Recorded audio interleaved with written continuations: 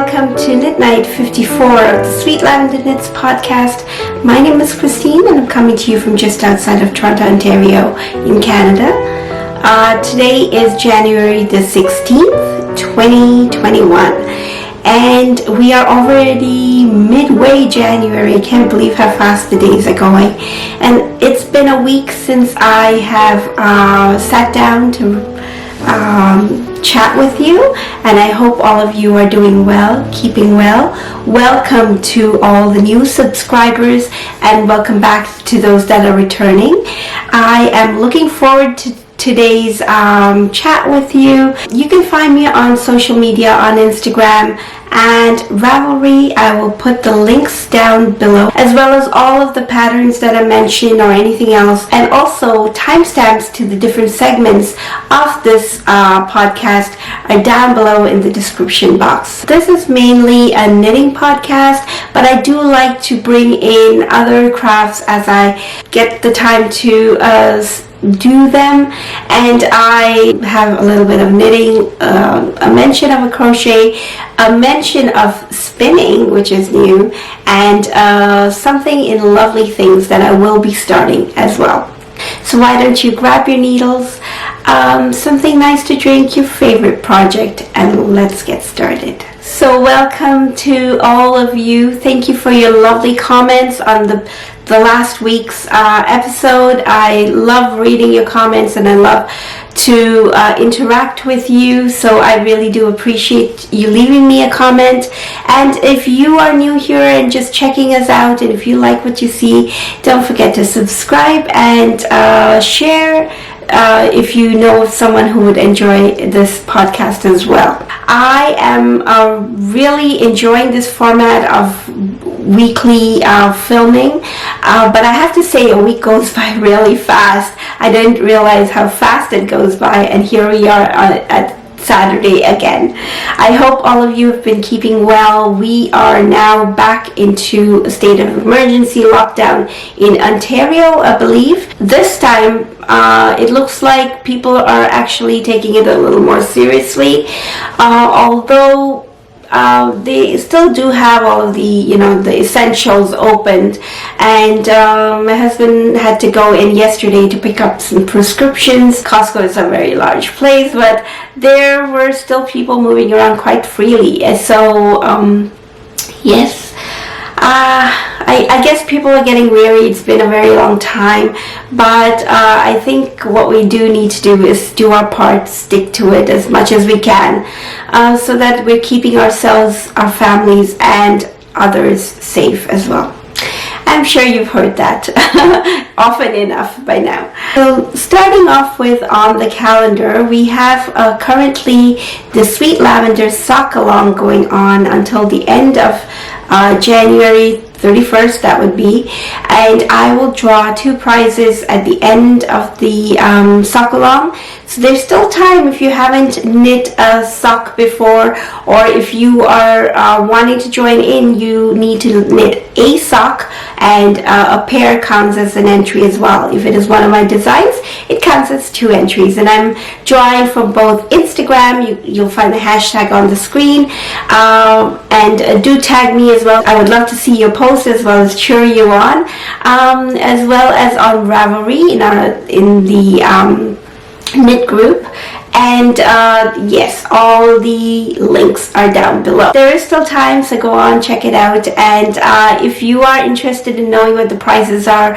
I shared it on the last episode. I will leave a link down to just that portion of it, or like a timestamp in the show notes below, so you can take a look at it.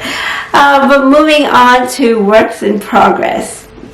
So just a very quick mention. I won't go into detail with this because I did show it on the last episode, but I have a big magic ball, and I have to say, sadly, what I've had to do is watching back my while I was editing from last week, I was looking at my granny striped blanket that I showed you, and the portion where I was showing you where there was, I called it a difference in gauge.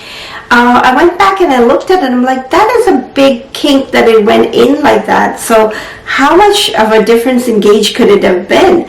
So I have not moved the progress keeper at all. That's where it was, and you can see what I've done. I've just ripped it way back because yes, there was a slight difference in gauge, but it was very slight. But what had happened is I'd actually skipped cluster, but my count was wrong for just about 2 rows, but that was enough to cause a dip in the blanket, which I didn't like.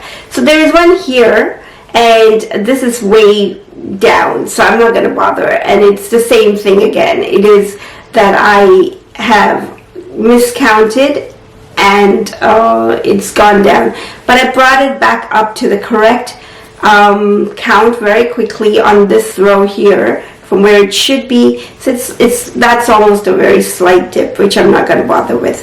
But that's what I've done. I've just ripped back and done my 1 stripe a day so far, and I have 5 stripes, 6 actually, because I did the Saturday one, and I have 1 to do today. Yes, so I am loving that app that I told you about. It's the, I believe it's called the Today app.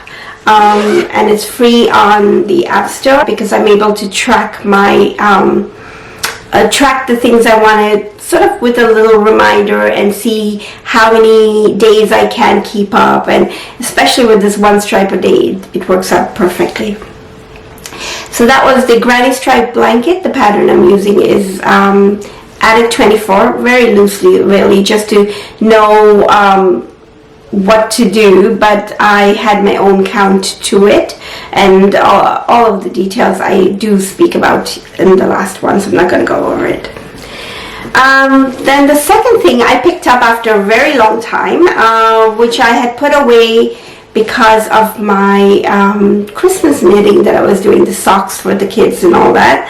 So I've made use of the notions that I showed you the last time, the tips, the needle tips, and I do like them because this is a perfect project. You can tell where I have lots of stitches on the needle, and it holds it well.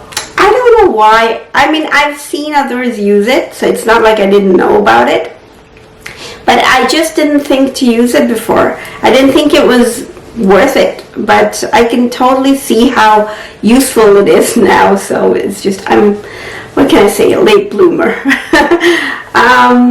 So this is a project that I have worked on a little bit. I think I started in September, around September maybe.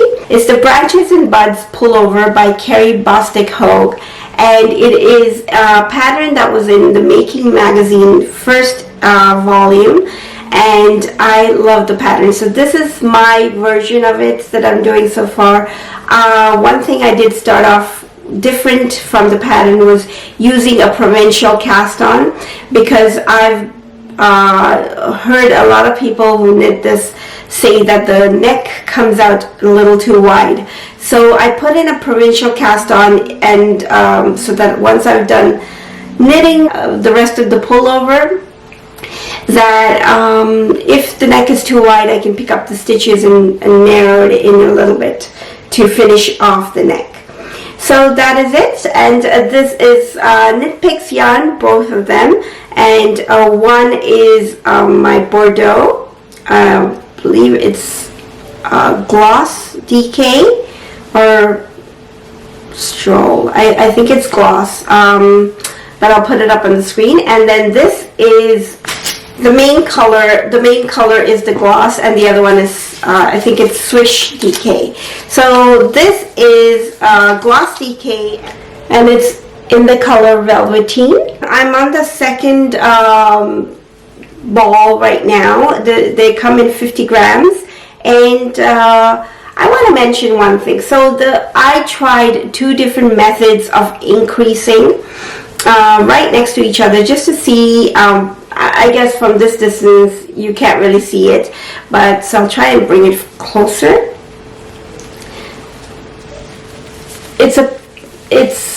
You can see it slightly. So these are increases that I had. That's one method. And then there's another one, a few rows below, I have to do some more increases. Now I don't know if it's too far apart for you to see, but yeah, there. So do you see any difference to them? Because they are two different methods. One of the top that I used is a knit front and back, so to create one stitch, and then the bottom is a make one, and you twist the stitch so that it doesn't have a gap in it, and it closes in. To me, they look quite the same. I can't tell the difference. Only thing is that the top row has a lot more increases. It's a very quick increase to make it wide. So maybe that's why it's more visible. I can't tell. But I have separated for the sleeves just yesterday, and now it is on to what I call a sea of stocking knit as I knit down through down the body. And you know, I used to dread stocking knit. I didn't enjoy it. I thought it was too boring, which it can be. But I think now with different projects that I'm doing, I look forward to a little bit of stocking knit because I am learning to knit without looking at my knitting, and I am getting better. Of course, practice helps, and so yeah, that is something I'm looking forward to. So this will be, I don't know when I will complete, probably before the end of the year. I like to have one garment done at least in a year, just so that I would have a little more garments, knitted garments, that is. Moving on to my third work in progress. So this is housed in this lovely bag by Rick Rack Room. It's a winter themed bag that I really love. It's very roomy and quite empty at the moment, but these are all the minis that I showed you, and I have started working on them. I think I mentioned last time, it's a lovely colorwork sock pattern called Esther by Helena, and I will put up her full name on the screen. And I have just started knitting a little bit. So now with this pattern, because of the colorwork and because I'm using the Advent minis, and I wanted to remember which ones they were as I worked them down, because I like my socks to be very similar, if not identical. So I have gone back to a method that I used to knit socks in for a very long time, and I liked it, and it was consecutively.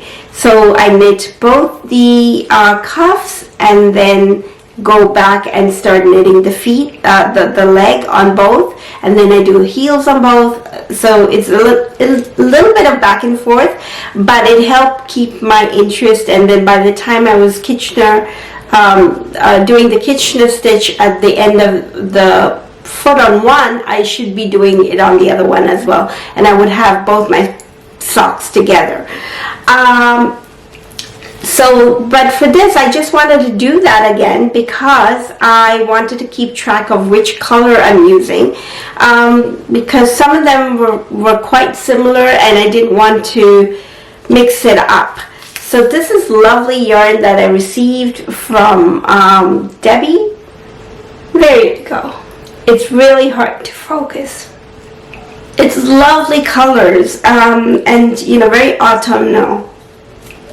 And this yarn is called Fall in Black Mountain, and it's on an 80-20 base of superwash merino and nylon, and it's by Black Mountain Creations, which is Debbie Norman, who is one of my viewers as well as my friend and my Advent swap partner.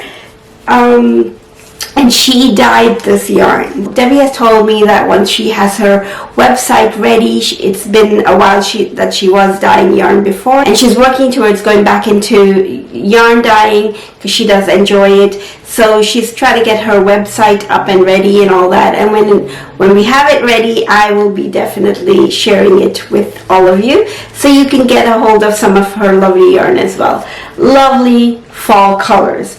So I've done the first the very first segment of it in the colors, and I am now there you go, you can see it, it's nice and bright. And now I have to do the same on the second sock. I was actually trying to do it, I was thinking of doing it yesterday so I would have it here ready to share with you, but I had other things I was doing, so I will share that in just a little bit. So that is my third work in progress. A segment that I didn't really write down is, in case you're wondering, the cardigan that I'm wearing is the Campside Cardi by Alicia Plummer, and I love this cardigan. It's just nice and cozy. Today is a very nice bright day outside and I don't think it's too cold, but I just put it on because, you know, we like woolly things on Knitting Podcast, don't we? And the yarn is by Black Cat, and I can't remember the colorway. So if you were watching the little clip in the introduction, you would have noticed that there was something different there that I haven't shared before, and that is my spinning wheel. And I think I need a section called blank made me do it. And this one would definitely be Dawn of Dawn's Days. Dawn made me do this. And it was basically just, you know, I've had my spinning wheel for, I don't know, 5 years, maybe 5 or 6 years now. And I was very excited about getting the spinning wheel because I had gone for a drop spindle class and I liked it. I still have my drop spindle, and but you know, it's a very slow process, but I just felt like you could have that gratification of relaxing while spinning fiber into yarn and you would get a lot further if it was a spinning wheel, because the motion of dropping the spindle and holding it up is a little tiring on the hands as well. At the time I was watching a podcast, it was the Happy Knitting podcast, Julia, and she was in Germany at the time, and I still enjoy watching her podcast. And she was sharing spinning on her podcast, and it was this wheel that looked really nice, and she said it was very lightweight and easy to tweak to the way you wanted to, and it had a paddle that you could use both feet. Now that is a very big concern for me because during my pregnancies I had a sciatica, and it acts up once in a while, just, and it's quite painful. So that was something to consider for me while I was shopping, that it was not a single paddle or a single foot, because it would have been hard, and I wanted something that was both feet so it would be a little bit easier. So this one sort of checked almost all the boxes. The only thing was that it was not local to me, or nowhere local. It had to come from Holland, and so I ordered a new spinning wheel. I got it. I was excited. My husband helped me put it together. I used it for about a few months, but every time I sat in it, I would get frustrated because I didn't know how to. I didn't know the different adjustments to do, and it was just a little frustrating. So I managed to spin up some fiber, and I split it over 2 bobbins. The spinning wheel comes with 3 bobbins. I managed to split it over 2 bobbins, and then when I went to ply on it, and it was a total disaster. I don't know why, and it just threw me off the spinning altogether, and I just left it there because every time I looked at it I would think, okay, I have to ply, and yeah, it was just starting to collect dust. So recently, since I'm watching Dawn's Days, Dawn has just got a new spinning wheel over. She shares it on Vlogmas, and she had been spinning quite a bit, and I really was inspired to try spinning again. So that's what I've done. I've started just this week again. I put a little reminder on that app, and I'm just gonna work towards. I tried to do it every day, but I felt like my arm was starting to hurt a little bit, and maybe I need to just adjust the way I'm sitting or something like that. So I told myself that I would only work about 10 minutes or so a day. But then what happens is when you get spinning, you want to do a little bit more. So I've now set my reminder to just 3 times a week. And that way I can do maybe about 10 to 15 minutes, maybe 20 if I have to, but it'll give me a day in between to rest before I sit at the spinning wheel again, and hopefully that will help. So enough talking, I will show you what I've done. This is again just the first bobbin. There is, if you're a spinner, you're gonna notice that there is a lot of overspun yarn that I have, which if you have any tips on how to improve that, whoops, let me get out of the way, there we go, please let me know. So this is the end that I started off, and this is where I am right now. So if you notice that the camera has moved, it's because the memory card was full, so I had to reset everything. So yes, I'm not sure where I was, but what I was saying was about spinning, that I am really enjoying it. And I'm just going to take it slow and try and learn the process a little better, and I do enjoy it. And what I have been doing is, with my cup of coffee in the morning before I start work, I just sit here and spin for just a little while before I have to go on with the rest of the day, and it's really helping. So it's not very pretty to look at, but hopefully we will get some progress on it, and I will be able to share that with you.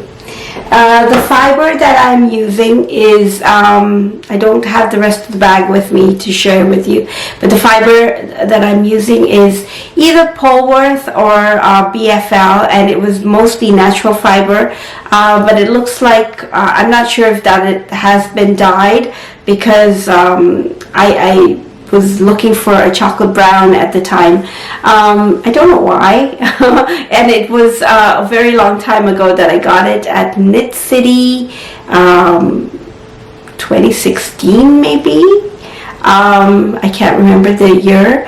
And like I said, yeah, it's been a very long time. And at the time, they had these big huge baskets full of fiber, and all the colors, but I was trying to stick to something natural but away from grays, which I don't know why, because I mean right now I would have preferred the natural or the neutral whites or grays, but yeah, I did pick that. So I thought it was good practice for me to work with it and try and get some even yarn, and I will try the plying again when I get to it, but you know, after I get more practice with the actual spinning of it.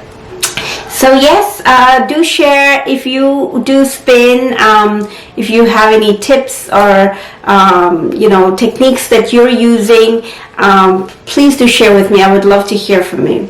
Last but not least, to lovely things. I'm thinking forward to the warmer months when I tend to go away from knitting and crocheting. Crocheting I did manage, but definitely knitting. I seem to just not want to pick up my knitting needles. You know, cozying up like you do in the winter is not something that I think of in the summer months. This is totally inspired by Ellie of Craft House Magic. She has been showing us this beautiful cross stitch that she's done and now finished, and every time I saw that I was really inspired to try cross stitch.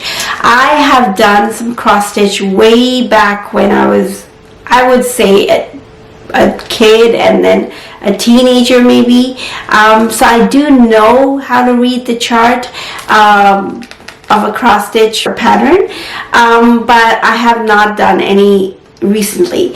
And I know a few viewers say that while they're watching me, they are stitching and doing some cross stitch, some quilting. So those are things I wanted to share as well, and this is something I found.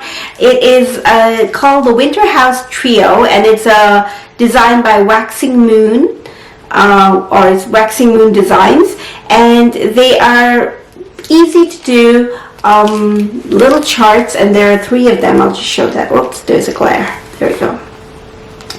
3 designs that I will be working on, and I thought yes, they are winter themed, but you know, they're small enough for me to do and probably be able to do in the summertime. When I ordered it, all I get is the patterns, and I do have lots of embroidery thread with me. They give you the different colors with DMC codes, but what I am going to do is sort of pick the colors out of the threads that I have, and I have ordered myself some linen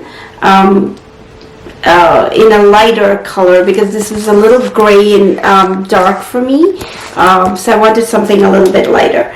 So I've ordered something which should be around a little bit like an oatmeal, or maybe like the wall color. And yeah, so that will be something, you know, stay tuned for some work on that. I will share with you as I start on it, obviously after I get my cloth to go with it. So yes, that has been the update for this week. I really thank you for joining me today. Thank you for sticking around, and I hope you got some crafting done, whether it's knitting, crocheting, sewing, stitching, quilting, all the different things that you do. If you have any feedback for me on how you find the podcast, do share with me. I do love to hear from you. Keep safe, keep healthy, and take care of yourselves as well, and I hope you'll find some crafting time in the week to come. And until next week, happy knitting. Bye bye.